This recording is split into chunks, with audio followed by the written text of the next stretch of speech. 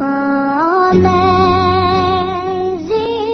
grace, how sweet the sound that saved a wretch like. Hi, and welcome to Straight Talk About God video. I'm Jack. Okay, I want to read an essay to you entitled The Parts of God. Parts of God. Well, first of all, there's the totality of God. Everything there is of God, okay? And this contains all we know of the physical reality, the universe, all the dimensions, right? And all the stuff that we don't know about. See? Surely just our physical reality and extra dimensions aren't all of God. There must be more than that we don't know anything about yet, right? Okay, so that's the totality of God. But governing that whole totality is the full God consciousness, the total God consciousness, okay? The brain behind the whole thing, right? Okay? The physical rocks, ears of corn, don't have God consciousness. See, we got to make this distinction between two different things here. See? You see, the physical reality in which we live is created and sustained by God energy. It's created of God energy and it's sustained by God energy, but it's not part, capital P-A-R-T, of the full God consciousness. Okay? Stay with me here. All of these things are just the foundational part of the physical reality. That's all. The physical reality. Well, who is part of God? You know, God has one part that's called variously the Word, in Greek the Logos, in physical form as Jesus. But this entity is not a created, sustained by God energy being. This entity has as part of the full God consciousness. And it can be seen as the delegated entity of God, you know, to carry out the physical manipulation of God energy to form the physical reality. God's construction boss, okay? And there's another part of God, a real part of God, the full God, it's the Holy Spirit, right? Holy Spirit. And this entity is not a created, sustained by God energy entity. Okay? Like Jesus, it's a small individuated part of the full God consciousness that's put in charge of making sure that the history proceeds toward the goal that God has set for the physical reality. There's a lot of stuff behind all that, isn't there? Okay. See, mainly by transparent mental influence does the Holy Spirit accomplish his tasks. But the Holy Spirit is not just created sustained. He isn't created sustained at all. It's full God conscious, part of God. But now we have to notice there comes a bifurcation in all of the creation of God. A bifurcation. Because all created beings must now be put into two different classes. Rocks are in one class. Humans are in a different class. See? We've got the created, sustained class of creation. And then we've got the created part of God, consciousness class. Two different classes of created beings. Are you still with me? See, when God created the human race, he did it exactly the way he did his other creations, right? Except that he gave humans the possibility of becoming part of God, the full God consciousness. God gave this gift to no other creation. No other. Angels do not have this possibility, capability.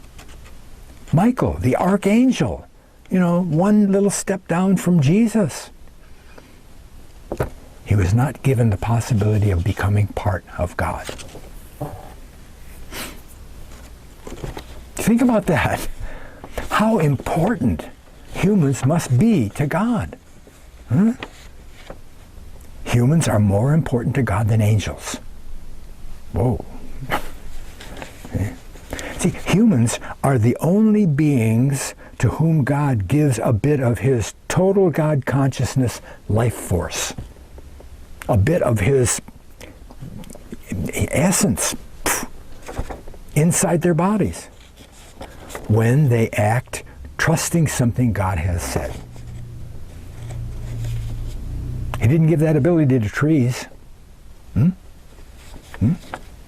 Another thing that we have to take into account in order to understand the total picture is that manipulation of energy that I mentioned above. Well, first of all, God outlines what it is to be created, and then gives the job to the Logos. God doesn't do this stuff by himself. He's the great delegator, right? Look it up. In the beginning, God's plural, created the heaven and the earth. God gave the Logos, Jesus, the Word, the Spirit, the outline for creation. He spoke. That's what John says, right?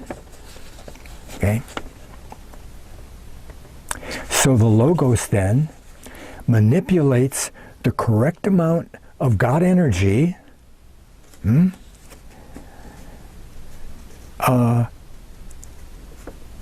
into the various frequencies, different frequencies that appear as the solid, the physical objects. Okay? You see, rocks and trees have, you might call an instinctual part that maintains the appearance of the tree or the rock. Okay?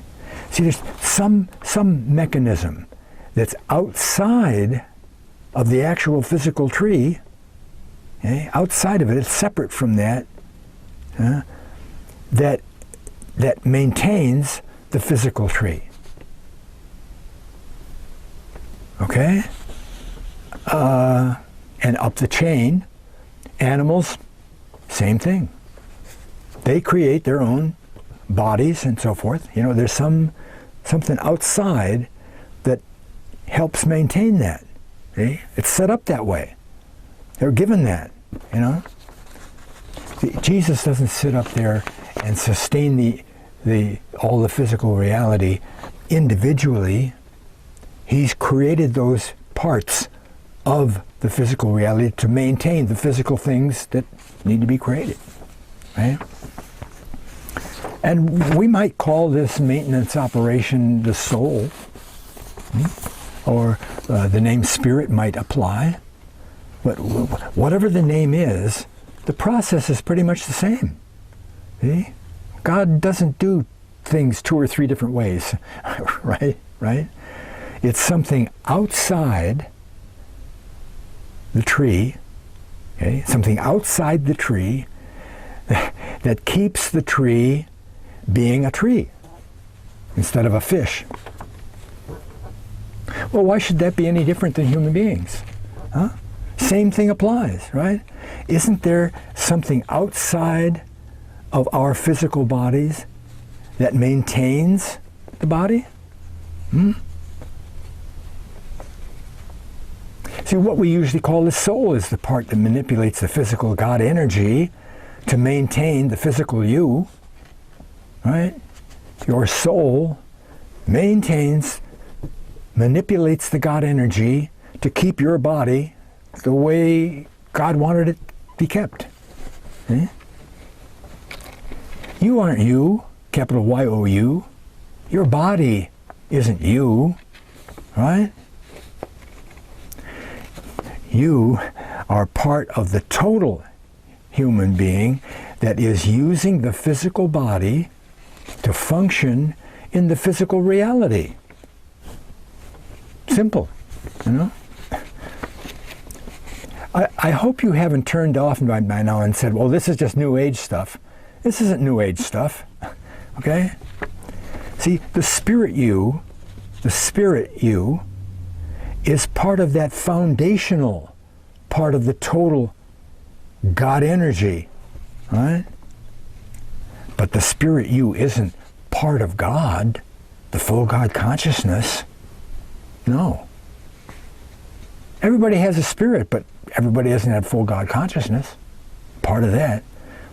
See, your spirit manipulates the God energy to maintain your physical body. It's very simple. That's what happens. And when you back away and look at the total picture of all of that, it would seem that God has created this vast physical universe, you know, the stars, the solar system, the earth, and the specific environment of the earth, only to provide a vehicle for the partnership between himself and human beings. Other people have said, God created the universe for people. Well, maybe he did. Now, unfortunately, your spirit can't force you to do anything.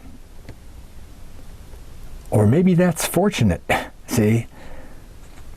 Your spirit hasn't been given the power to force your decisions. See? Well, that was mandated by God, you know, to allow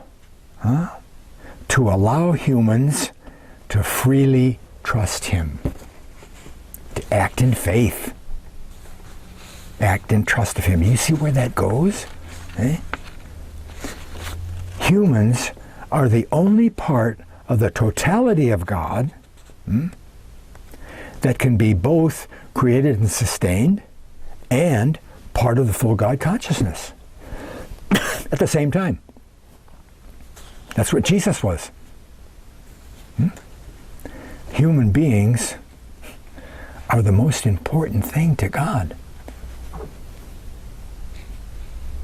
Now, there are a lot of branches to explore behind that statement. But first, one thing we have to do is examine why. I mean, if that's the way it all works, and that's true, but why? Why did God do that? Was he bored out in the back deck one morning, or the New York Times was late getting there or something, and he, well, I think I'll, why did he do all that? Well, I'm gonna leave that for another time, okay? Or for your own research. But you can be part of the total God consciousness. By faithing. F-A-I-T-H-I-N-G. We got to put an ing on the word faith, because biblical faith is a verb. There's an action happening. Trust. Okay? It's acting in trust despite any apparent negative circumstances. Oh, you'll never be able to do that. I won't be, and I can't have it. Despite all of those what ifs, you act on something God has said in this situation. And he puts a bit of his spirit inside your body, the full God conscious part of the spirit.